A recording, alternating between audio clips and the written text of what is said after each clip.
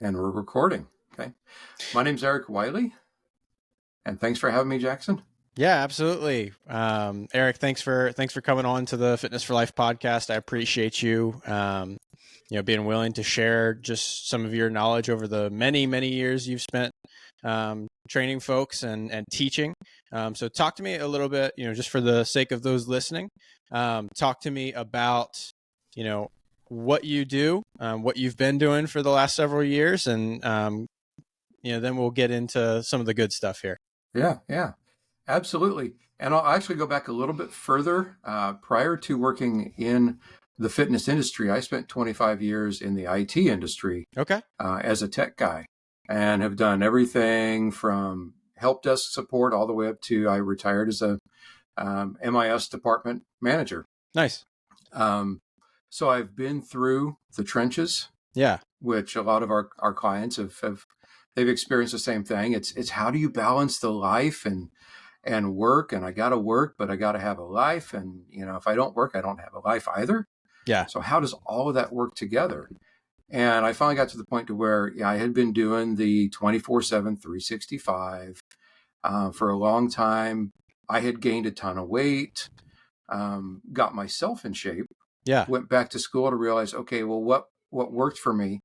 What can other people do? And realizing that what I had done wasn't really anything unique to me specifically. It was something that any business professional could do.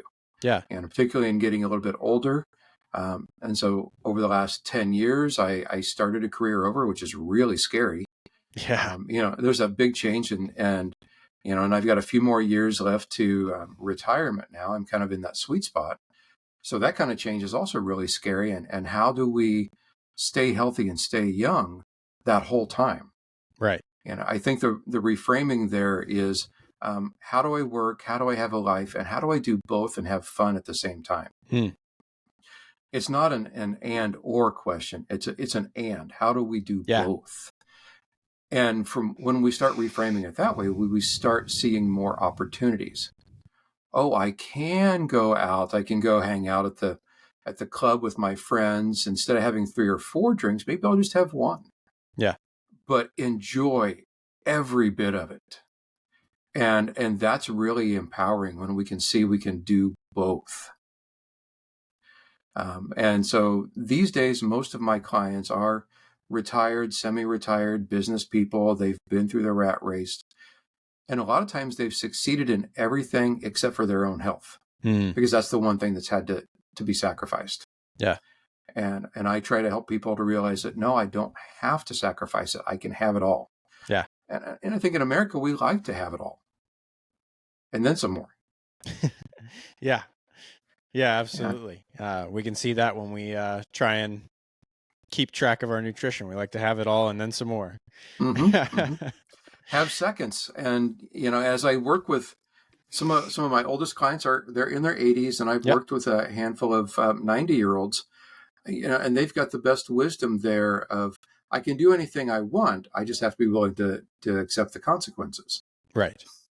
Likewise, I can make those same decisions, and I can also accept the rewards. Yeah. Yeah. So that's a great way to frame it. I think a lot of people don't, like you said, it's a very wise way to think about it. And many people, especially, I think of my friends and people that I, am around often. We're not in that headspace yet of being able to reframe that. And so, definitely that's definitely a valuable perspective to take. Yeah. And so if we start looking at that, and then we start looking at, from a business perspective, you're always looking for success.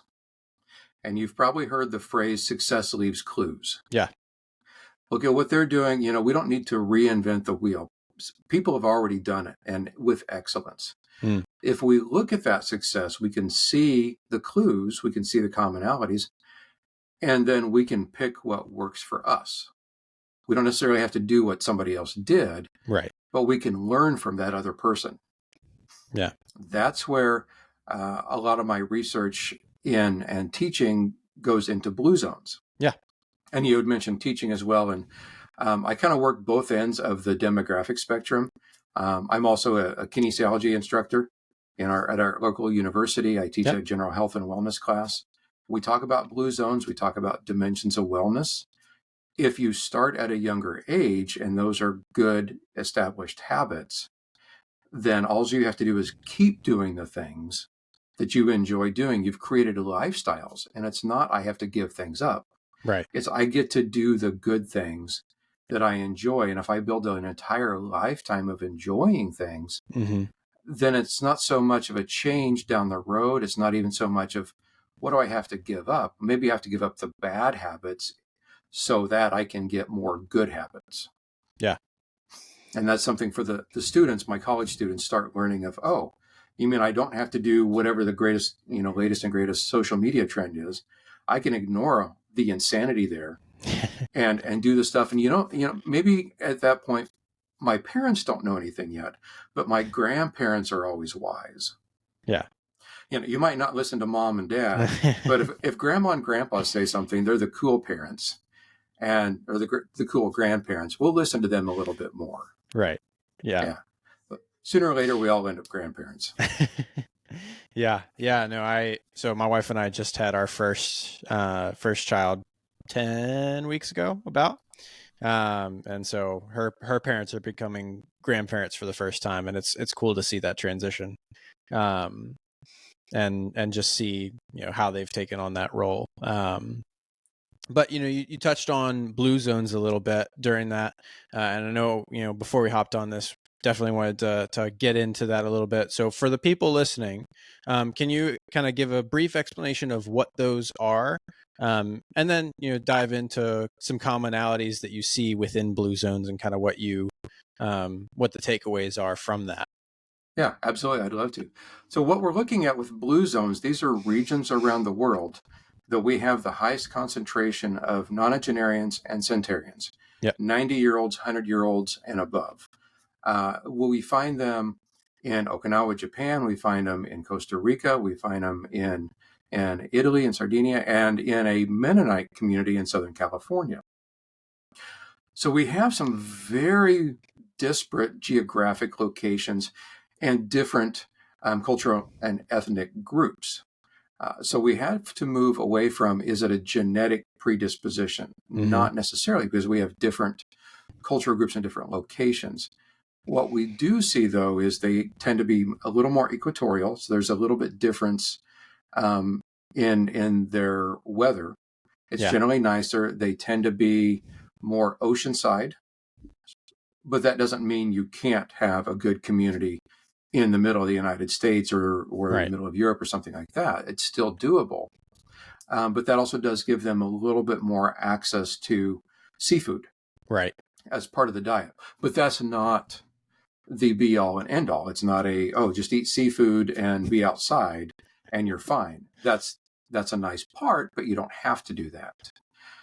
But what we see in those groups are more behavioral aspects.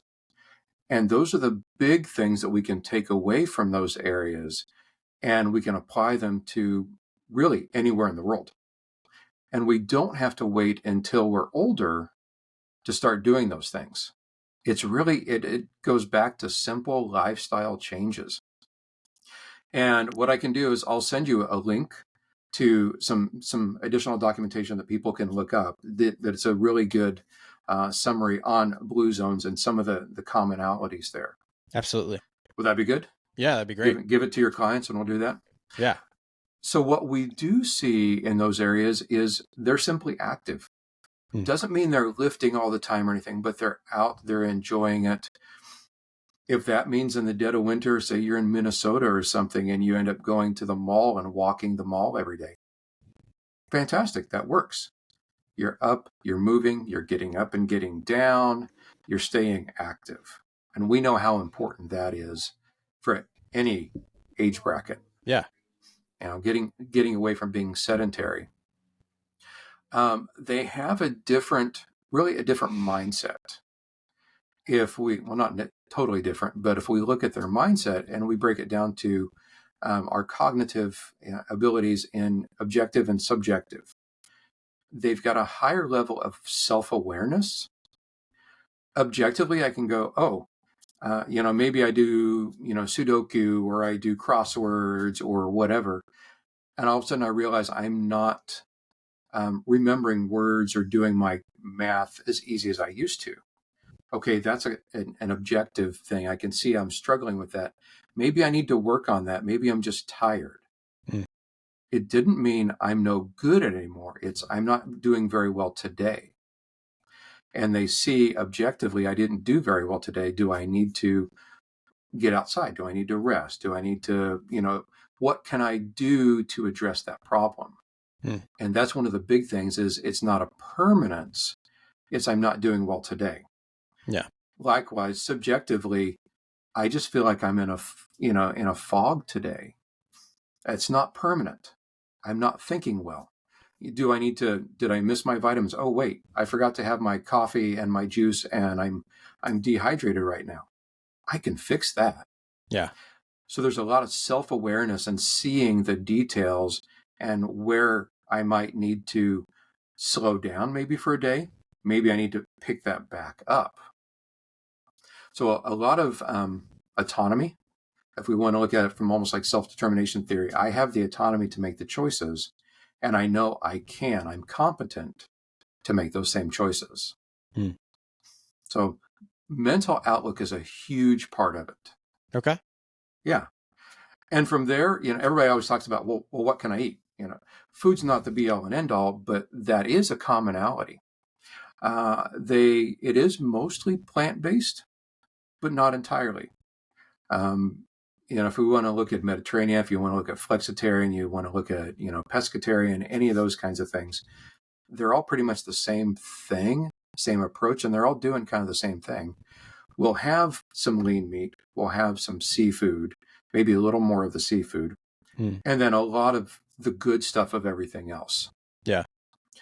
That makes for a great tasting diet. And talking to my students, and we look through some of those things, asking them, would this be a horrible way to live? The answer is no. Yeah. Those are good options. They are mindful about how much they're eating. We can still have parties. We're still going to go hang out. We might overdo it one day, but that self-regulation, come back. I'm going to maybe cut back the next day. I'm taking more time. I'm not sitting in front of my phone and my iPad and the TV and everything else. I'm more mindful about my food, and I'm going to stop when I'm about that 80% full. If we look at intuitive eating, Yeah. The blue zones really do simply take all of these different ideas that we have of general activity and your mental health and a good diet and social awareness, and just puts it all together. So we can see how this actually works in a lifestyle because it's already working. Yeah. Yeah, absolutely. I think one of the things, I was watching, and maybe this is not the best documentary, but it was something on Netflix that came up a while ago. I can't remember the gentleman who was kind of leading it, but talking through the blue zones. And one of the things, really two of the things that he brought up that I think seem to be very important, especially the older we get, is a sense of community and a sense of purpose. And so, to me, it seems like if I lack either one of those, it really does, like, the mental challenge of taking a day at a time in, late into retirement without a whole lot of structure, seems like that would not be even enjoyable at that point. So can you speak to those a little bit in terms of, what you've seen in commonalities or anything with the people that you work with? Yeah, absolutely. And that kind of takes us into really the last big area, and it is that sense of purpose. Yeah. The connectedness. You are in a community. We're not alone. And unfortunately, in the United States, that tends to be more common. We don't have our parents or our Mm. grandparents aren't moving in with us or auntie or uncle or anything like that. We don't have those close-knit communities anymore. They've very much gone away. I'm on one side of the coast as the rest of my family, and our son is on the East Coast, so we've already distributed. These areas really stick to that, and even if it's not your own family, if you found your tribe and in your community, that could be your community center, it could be your church, it could simply be, if you're in a retirement community or your neighborhood, people that you like, that are positive for you, that you like to hang out with.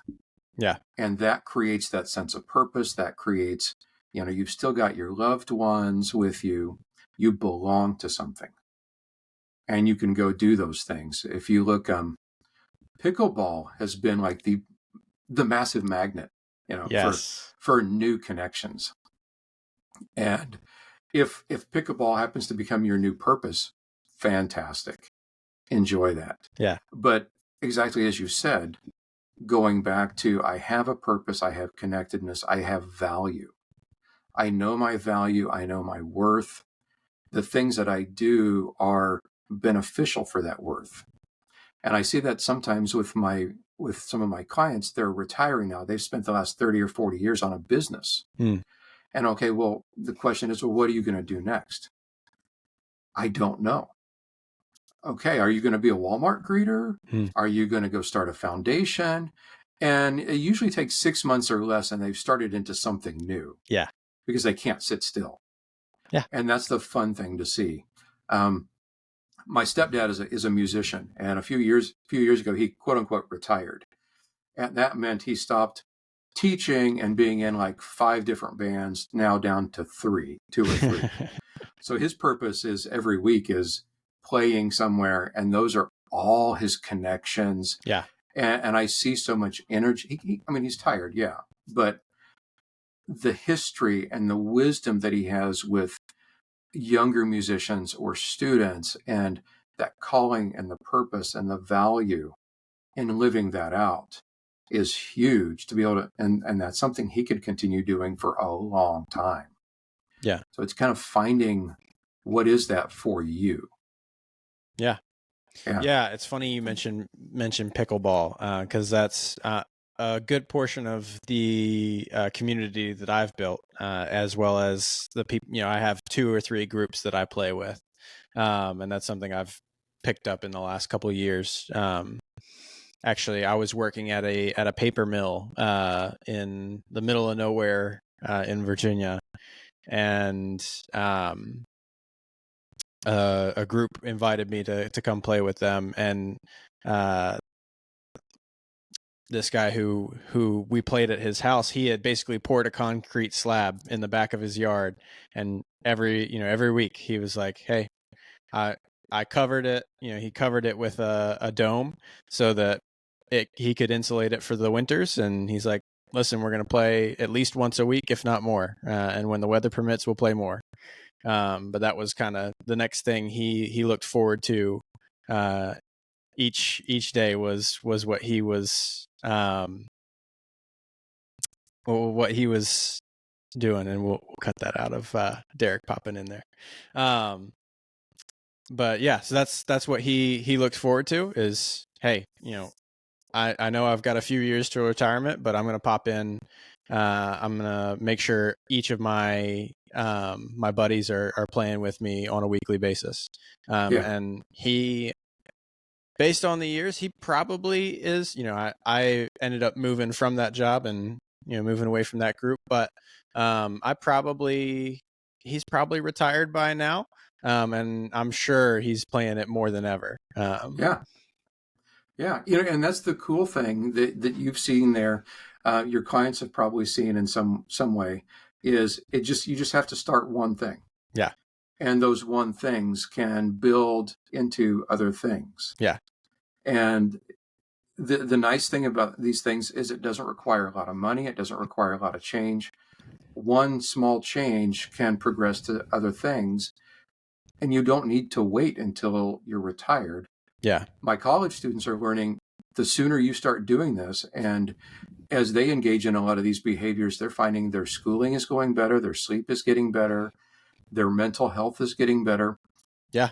That's going to benefit them for the entire career. It's really, take a look at the blue zones, see the things that you can implement like right now, do those things, give it a try, see what you like, and keep doing the good things.